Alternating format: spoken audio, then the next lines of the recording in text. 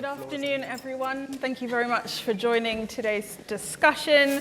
We've got a fantastic lineup of speakers to discuss regulation and economic growth. The question that we're trying to answer in the room today is how can our regulatory system help meet the government's mission for growth?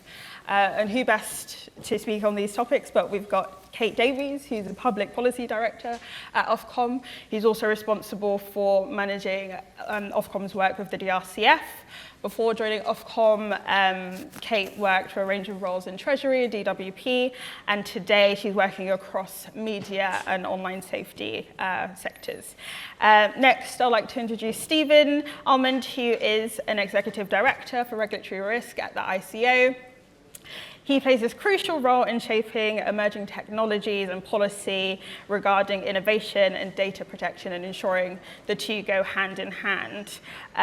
Next, we've got Charles Brasted, who's a partner and deputy practice group leader of global regulatory at Hogan Lovells, and Tom Smith, who is a partner at Jeriden Partners, who's also ex-CMA. So to start off, I'd like to send a question your way, Kate. Given that Ofcom are in this new paradigm where they're coming into online safety enforcement and many different companies are undertaking their risk assessments as we speak, at the same time Ofcom are doing a huge amount of work in terms of regulating digital infrastructure. These are two very different parts of the technology sector. So my question is, how is Ofcom essentially balancing those dual responsibilities, and how is Ofcom preparing to regulate online safety? Thanks so much, and thanks for having me here today. Look, it's a really exciting agenda. I mean, as we speak in a week's time, as you say, will be the deadline for the risk assessments and for the illegal harms duties coming into force. So that is next week, which is a huge milestone for us. In terms of Ofcom's overall remit, I mean, I think it's worth looking back a bit. So we were established in 2003 from some predecessor regulators. And the great thing about the legislation is that the people who designed it had the foresight to see the convergence of what I'd call the telecoms, media and tech sectors. And that has happened. Mm-hmm. So we were given duties to look across telecoms and media. And over time, you've just seen that convergence grow and grow. You look at the likes of, BT, Sky, but now increasingly global companies, Google, Amazon, etc., right across that stack. And when you look at that and kind of what's needed in the regulatory space, I think the first thing that comes to mind for me is capability. And I think having that remit and having that growth and thinking increasingly about the kind of future of tech means Ofcom has been able to build that capability and support teams looking at data and looking at technology such that we can regulate what are really great innovative sectors really well. And finally, although, you can look at it and go, gosh, that's a bit different, the principles of good regulation apply. So transparency, accountability, proportionality, looking ahead, knowing what's going on with consumers, knowing what's happening with technology. All of these things apply whether you're looking at cybersecurity or delivering the fibre infrastructure this country needs, or in fact regulating for online safety. Brilliant, thank you. And Stephen, striking the right balance between maintaining trust in the digital economy and essentially getting businesses to, comply with data regulation, which can at times be quite the regulatory burden. With the data bill that's currently making its way through Parliament, how is the ICO working to ensure that the benefits of data privacy regulations are fully realised by the tech sector? Thank you so much. Well, look, data protection law at its core is a trust framework that enables people, businesses, government to get the value out of people's data whilst ensuring that people are safeguarded. It is, in many respects, kind of the perfect regulation for kind of governing the digital economy because it's entirely technologically neutral, enabling us to adapt to new circumstances. But of course, that does create some challenges. And one of the big challenges that we know comes from having an outcome-based, technologically neutral framework is regulatory certainty and clarity for organisations, clarity on what they need to do, clarity on whether their new ideas will be compliant with the law. for example. And so we at the ICO work really, really hard to fill that gap, whether that's through scanning the horizon for new emerging technologies and setting out our views on everything from quantum to neurotech, whether that is about providing timely, proportionate guidance, as we did, racing through and providing clarity to the market around generative AI over the last year or so, or whether that's around actually being on hand to provide organisations with the answers to their questions in real time. Knowing that we need to move at the speed of technology ourselves, so we provide an innovation advice service, for example, which provides organisations with answers to their queries within 10 to 15 working days. We go right the way up to having a regulatory sandbox for more in-depth, more complex projects, and for SMEs who are wondering how are they going to cut through the thicket of advice in this area. We provide an SME essentials program to try and guide them through the basics of what they need. But of course, we can always go further, and the data use and access bill that is currently passing through Parliament actually does provide a lot more of that extra regulatory clarity, some real safeguards for organisations where they want to know, oh, can I use legitimate interests, for example, as my lawful basis? Okay, well, there are some that are recognised in law, so you've got real clarity around how they're going to work in practice.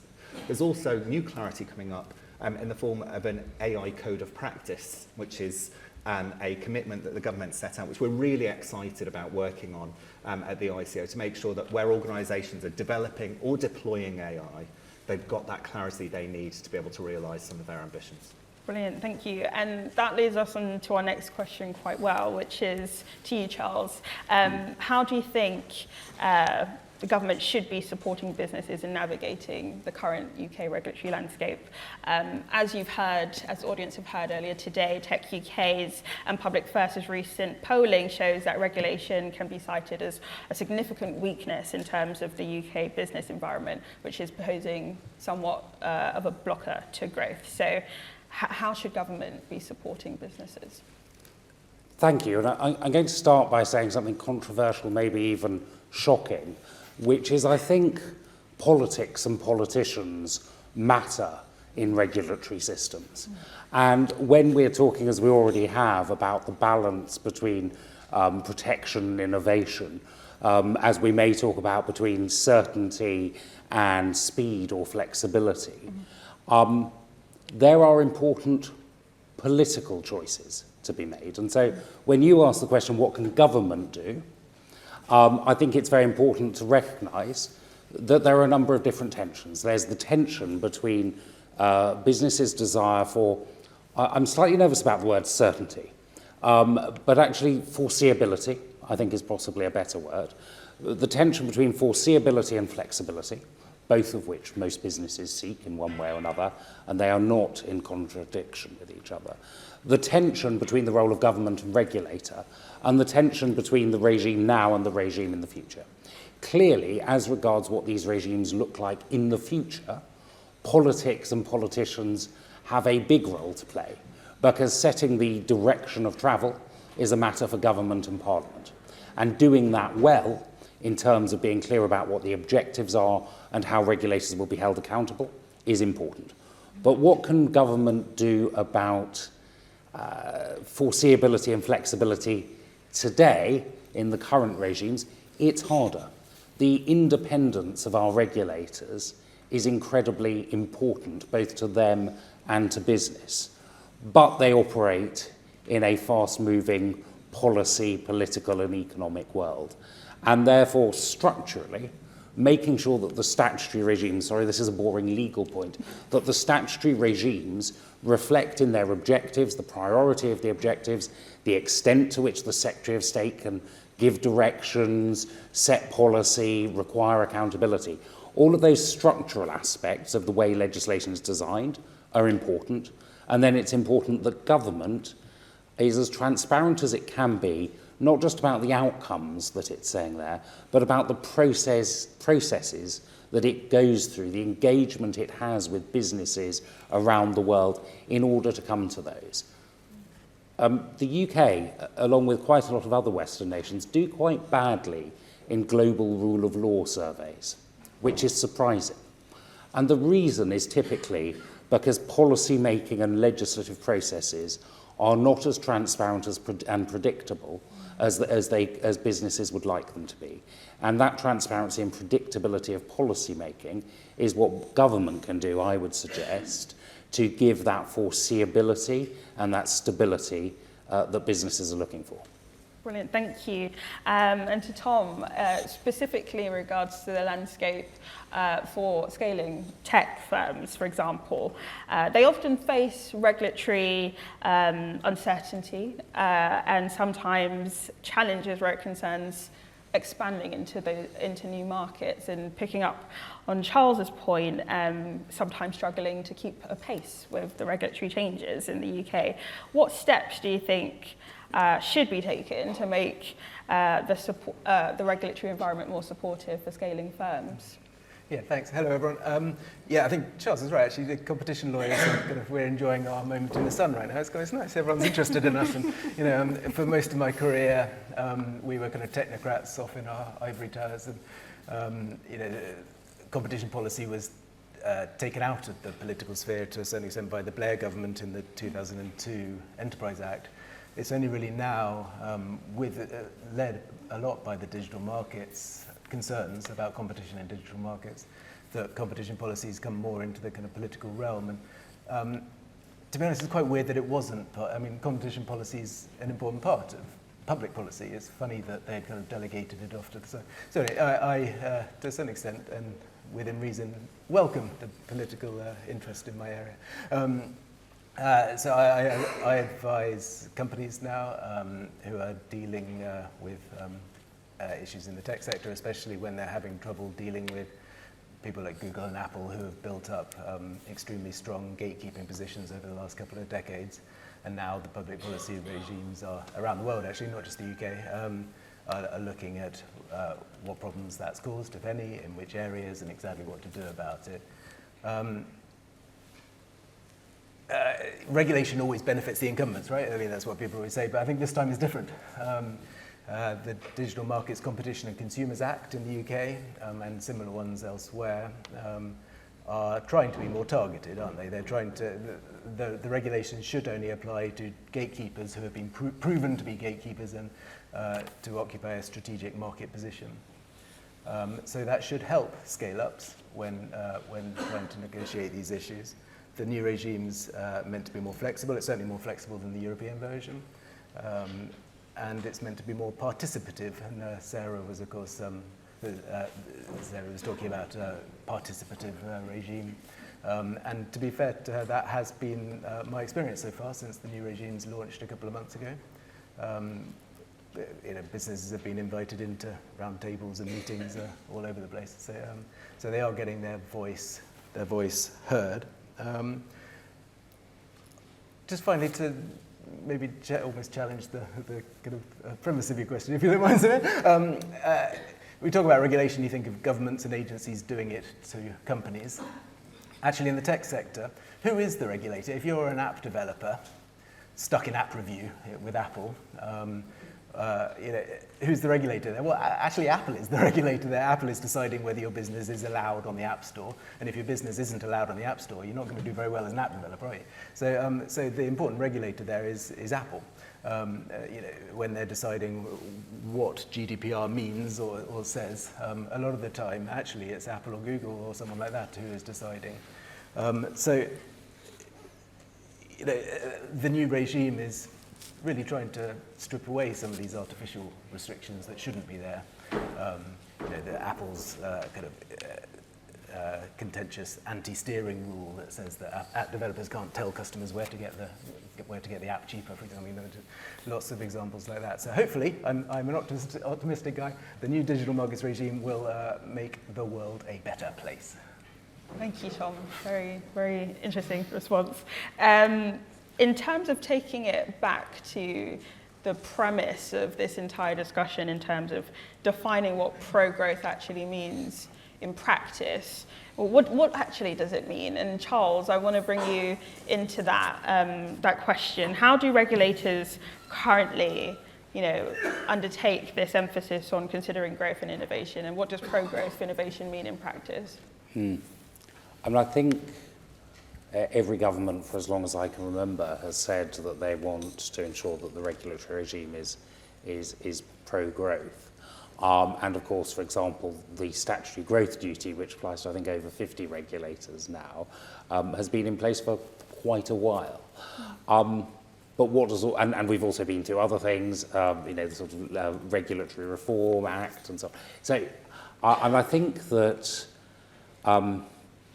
some previous governments have characterised pro-growth regulation as being deregulation. You have the deregulatory approach, you have the, 2 out for 1 in rule or whatever. You have a whole range of ways of saying, well, what we need to do is strip away red tape. I think that is not always wrong, but it is overly simplistic, and I know that that is not the narrative now. It is not directly deregulatory. And I think that's right, because regulation can be facilitative of growth, both in the way it is done and what it is. And so whether it's competition regulation, whether it's other forms of regulation, actually, I'm afraid it comes back to something I was saying before about part of it is foreseeability versus flexibility, making sure that the tools exist for innovation to happen within a relatively stable and known set of parameters and regime. So the sandboxes, for example, are a way of providing flexibility while also providing a degree of stability and foreseeability. And I don't think we should underestimate the extent to which the stability is as facilitative of growth as is the flexibility.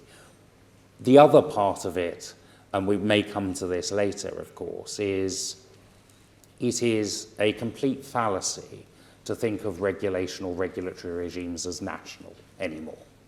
And therefore, any pro-growth regulatory approach needs to recognise its place in the world and the way it interacts with other regimes and global businesses. And we may come back to that later. Yeah, thank you.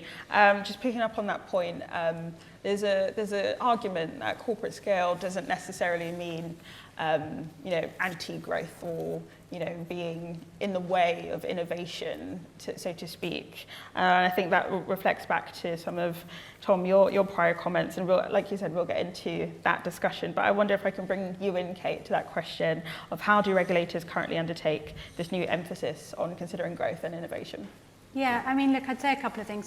So one, in Ofcom's case, so we have our kind of primary duty to promote the interests of citizens and consumers in communications matters where appropriate through competition.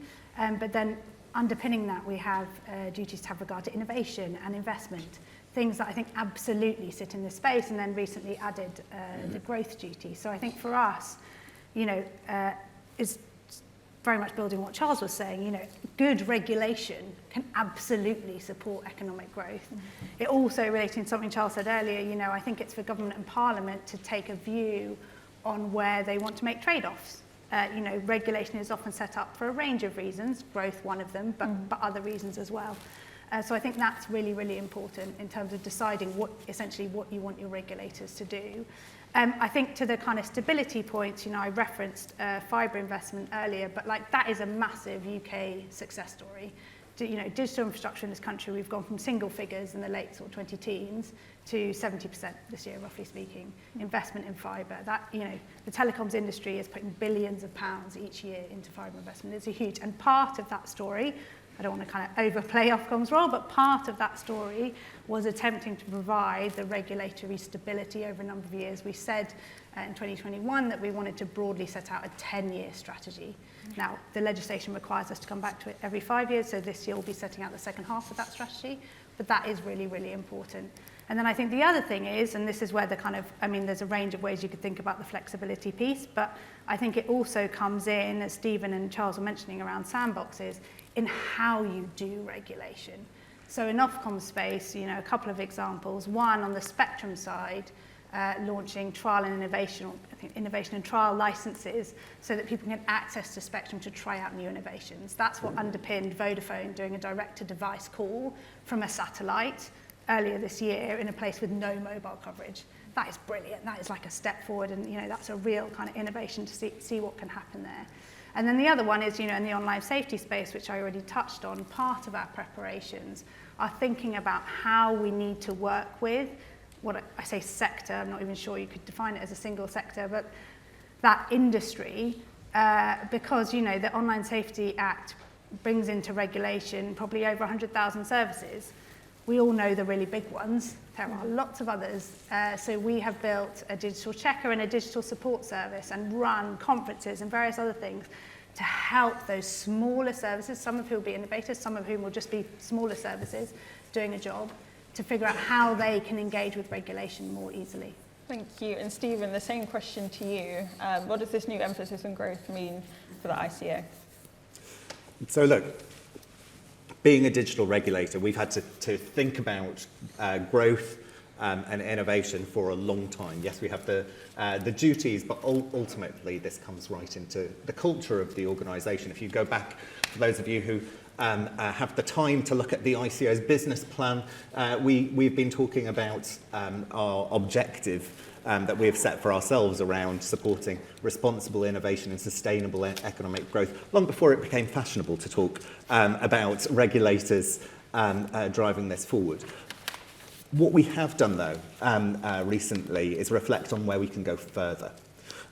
So I've shared some of the initiatives that we've already been doing as the ICO, but actually when we responded, as did several other regulators, to the call from the PM for more proposals, we set out a whole range of things where we thought actually we're going to push ourselves that little bit extra to go forward here. So we said, for example, when it came to sandboxes and that culture of experimentation, well, actually, what can we do here, perhaps with a little bit of support from government in terms of legislative flexibility, to look at, well, could we enable the testing and trialling of things where actually they sit currently out with what the law would enable, to actually see, does the law need to change in this area? And what would a regime like that look like, so that we can start learning about how the underlying legislation needs to adapt in real time?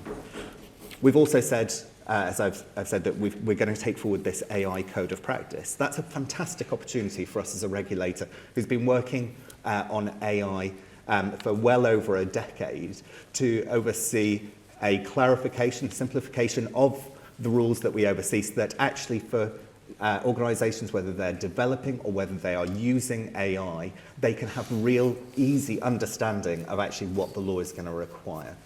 We've also said, when it comes to online advertising, which is of course a real motor for growth in the UK economy, we'll look to see how we can strip out some of the requirements for consent online, where actually the advertising has been delivered in a way which is privacy preserving. There's a little bit of a hook in the law that creates this requirement for cookie pop-ups, and certainly where advertising is directed towards you based on your behavioural characteristics, there's a lot of personalisation, there's a lot of challenge around that. But in some cases, actually, organisations just want to deliver contextual advertising to people and be able to monetize that by being able to prove that people have seen an advert. Now, in those sorts of cases, we should be looking to see, actually, can we lower some of the burden on organisations? And we've said that prior to any change in the law, we will adopt a posture around this of not enforcing where actually it's unlikely to cause damage or distress.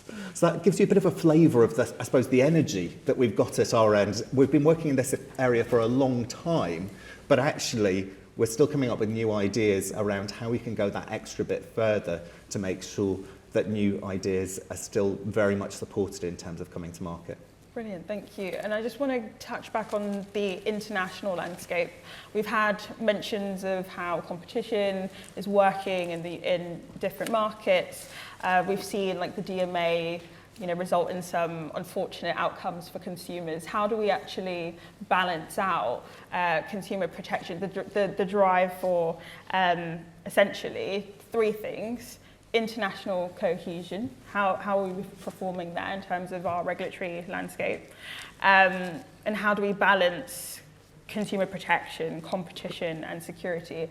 I think, Tom, you mentioned it earlier, but essentially, yeah, the Apple and Google case, two companies which have innovated so much to the extent that they are able to, create this kind of walled garden, essentially. And I wonder if you have any other reflections on that.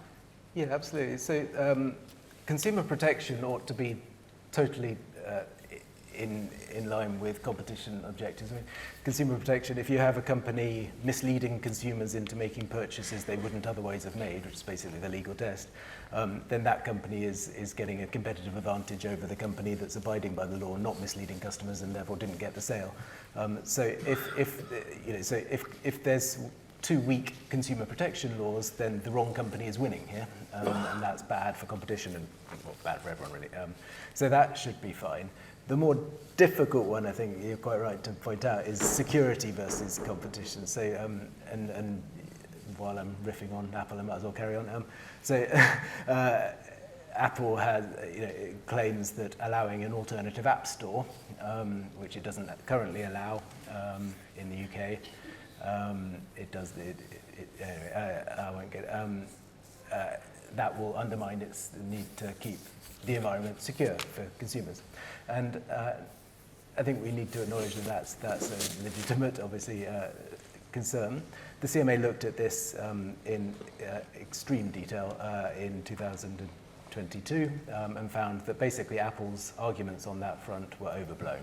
They had expert advice from Cambridge professors, etc., and found that Apple was applying a more strict interpretation to third-party apps than it was to its own. And so if you have a knowledgeable regulator who is looking at this stuff, flexibly updating the rules as needs be, which is what the whole point of the DMCC regime is, then they can get down in the detail. And when Apple puts up a scare screen that's designed to stop the consumer from clicking on what the consumer's already said they want to click on, so they can look at the wording. Now that might sound really intrusive, but as time goes on, you ought to be able to move to a place where actually security and competition are being both looked after, and for that matter, privacy as well. A good example of that is when Google was proposing to remove support for third-party cookies in Chrome. The CMA was worried that Google was going to do it in a way that that gave an unfair advantage to Google's own services against everyone else. Google, to be fair to them, cooperated very much with the CMA, and the CMA worked very closely with the Information Commissioner's Office and came to a set of commitments that actually did seem to balance these competing objectives pretty well, the Privacy Sandbox commitments. Thank you for those examples. Just to note, just want to be mindful Apple and Google are not on this panel to respond to some of your comments. I was being nice about Google then. Oh gosh, okay. Yeah, I wanted to give the chance for the audience to ask our panelists some questions as well.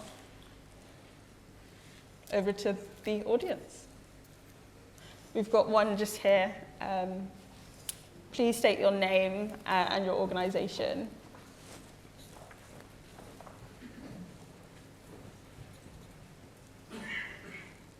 Hi, thanks very much for this session. Simon Miller from Virgin Media O2. DSIT is shortly to produce a new draft statement of strategic priorities for Ofcom, which of course it will have to have regard to. And there's been much excitement and comment about how that's going to really beef up the requirement for Ofcom to support growth and investment. I wondered how potent and significant the panel thought that new SSP might be. Kate, do you want to respond to that one?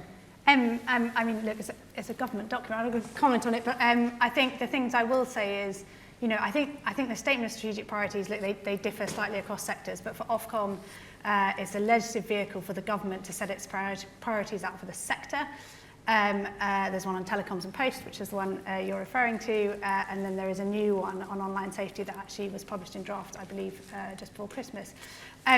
We think that's a really, really important vehicle. So to the comments we've been having about kind of the role of government versus the role of the regulators, actually it maintains regulatory independence while providing a very clear space for government to say, this is our priorities. And I think back to my kind of fibre example, apologies if I'm boring everybody senseless with it, but I think it was really, to the kind of piece around stability, the fact that the regulator came out and said, you know, we want to drive competitive investment in fibre across the UK, and at the same time, or you know, in the same kind of period, the government at the time came out and set targets for gigabit capable networks, actually really adds to that sense of stability in a space. You say, okay, this is something that as a country, you know, the government and the regulator pulling in the same direction. So I think the statement of strategic priorities is really helpful.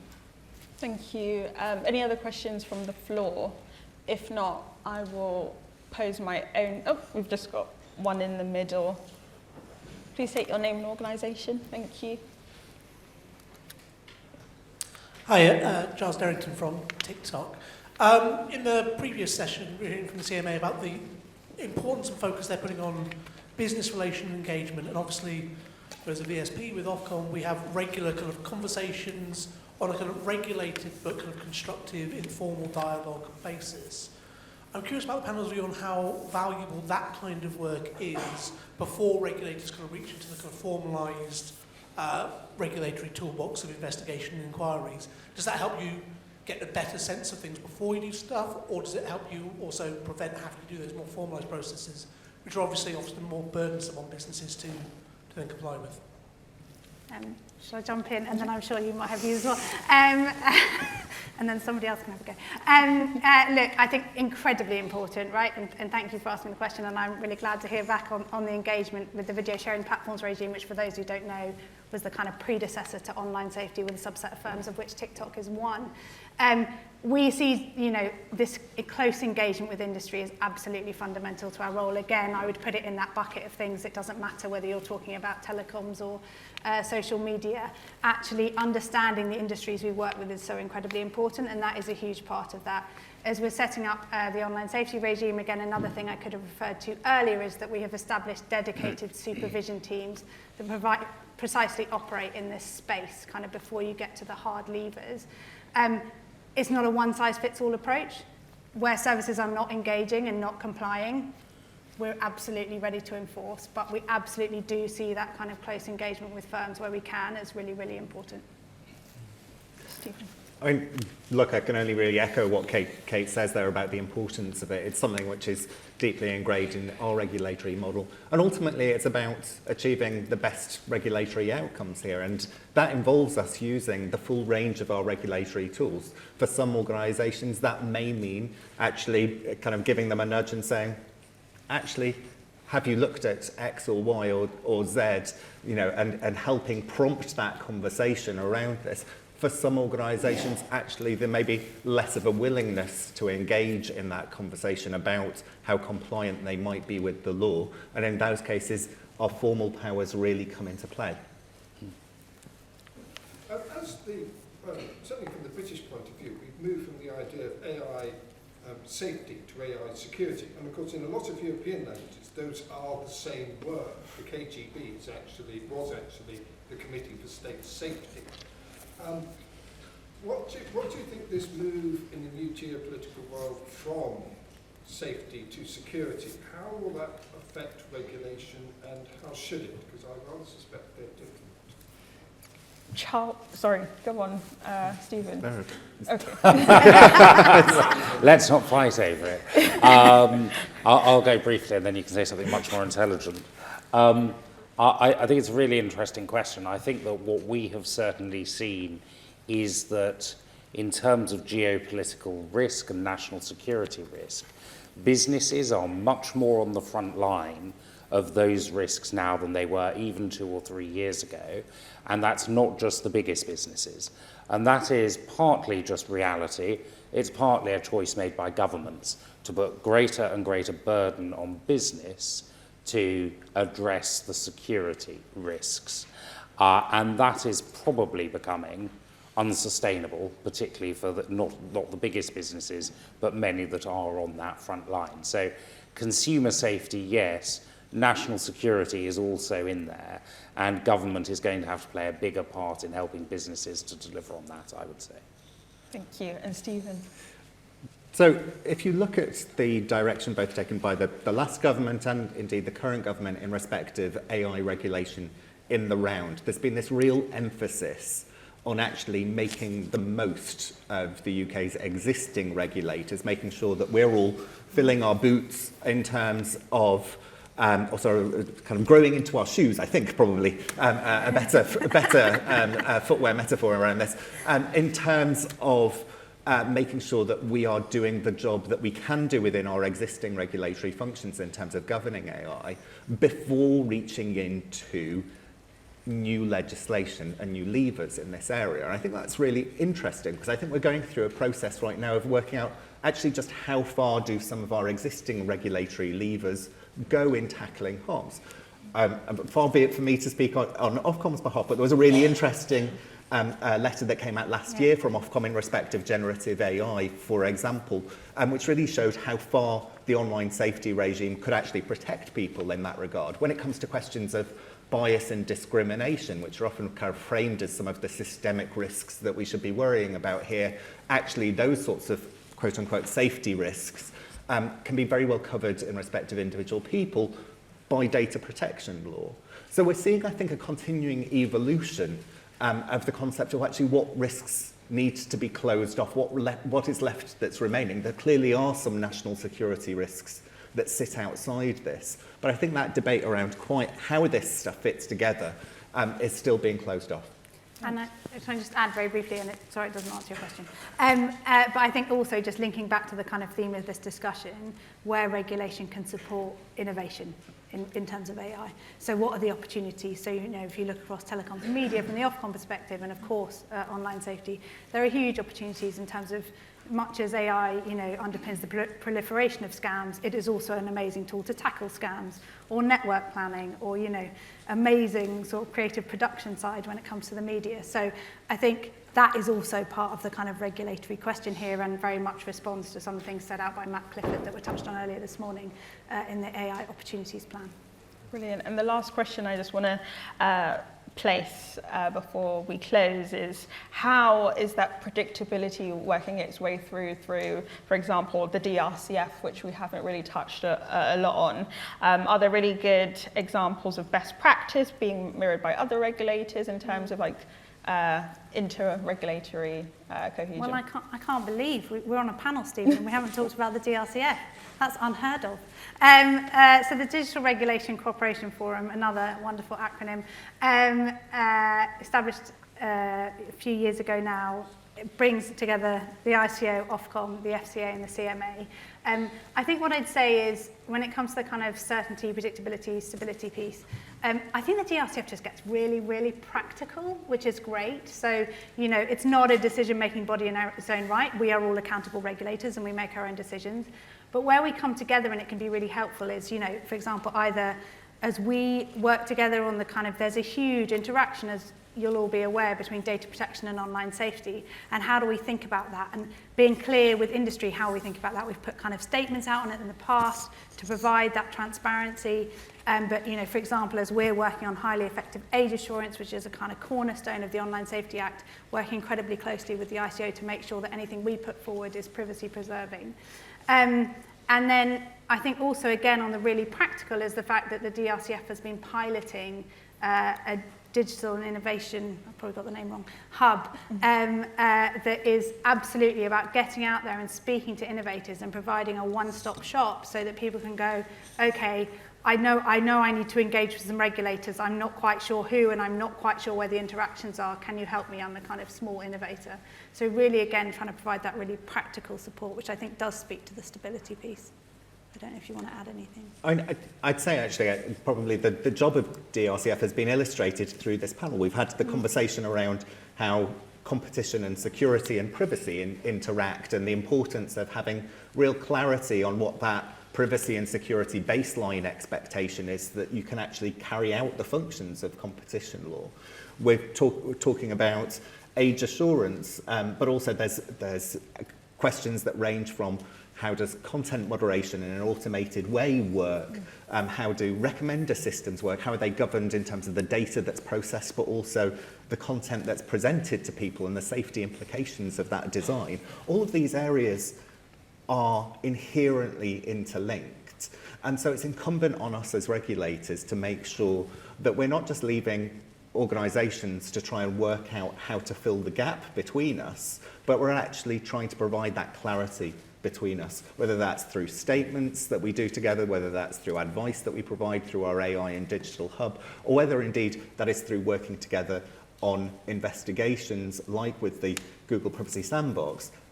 Actually, that's how we're going to make this predictability, proportionality, pragmatism work in practice. Brilliant, thank you. So as we wrap up, we've touched on so many different issues today. One of the main things that have come up is the predictability element of working with regulatory stakeholders. And as we move forward, talk to us at Tech UK, speak to some of our regulators and our legal colleagues who are experts in this. And thank you. Thank you for joining this discussion.